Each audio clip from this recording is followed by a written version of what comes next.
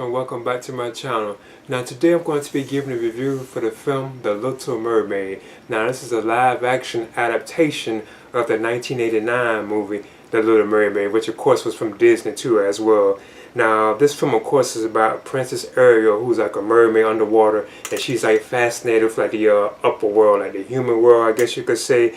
And of course her father doesn't want her to enter that world and so on. And there's also like a sea witch known as Ursula, who of course is like the antagonist of the film. But at the same time, while Ariel is trying to impress like Prince Eric, she has to actually deal with the idea of her father, not like I mentioned before, not wanting to go up into the human world, because like a past tragedy happened in the past, like her mother being supposedly like killed by humans or some kind of situation. But other than that though, that's basically what the film itself is about. And again, it's an adaptation, live action adaptation of the 1989 film of the same name. Now of course you have the director of the film is Rob Marshall, and you also have like the actress Halle Bailey, I think that's how you pronounce it, who provides the voice of Ariel. Well, not the voice, but she plays Ariel, sorry about that. Then you also have Jonah Hall-King as Prince Eric, and you also have Melissa McCarthy, who plays Ursula, and you also have Javier Bardem, who plays King Triton. So yeah, those are just some of the actors and actresses that are in the film. I want to touch on some of the other ones too, like Awkwafina, who provides the voice of Scuttle.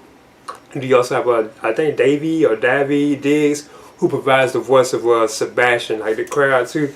Now I must admit the film itself, it was pretty entertaining. I thought it had some moments where it was dragging and it does feel like it was just like too long, but it was a pretty entertaining film. And I still really must admit that I really did like the visuals of the film, like especially when it's like underwater, like the way the visuals are. I know we already have films like say like Aquaman and Avatar that are really pushing like underwater visual effects, but I must admit again in the film, like when they're underwater and all that, how they can talk and all that and so on, and they're underwater, I thought all those kind of moments like that were visually done very well. If I'm not mistaken, I know some people probably think they didn't look too great, but I think the underwater visuals looked awesome. And like I said, it kind of provides hope for like future, like more underwater type films that deal with like underwater like scenes. If they're like doing it with like CGI and computer effects, it really does look amazing. I can't wait to see that the future of a lot of films that take place under the water, you know.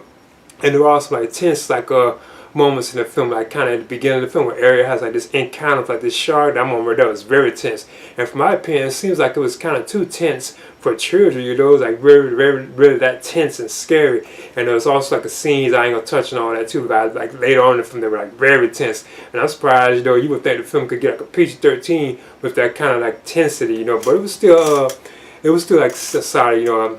But overall I think the film was it was pretty entertaining. I thought the performances in the film were pretty good too as well. You also have Norma, I think Dumazwini, who plays Queen Selena. She's like the adoptive mother of Prince Eric, so she's like in the film too.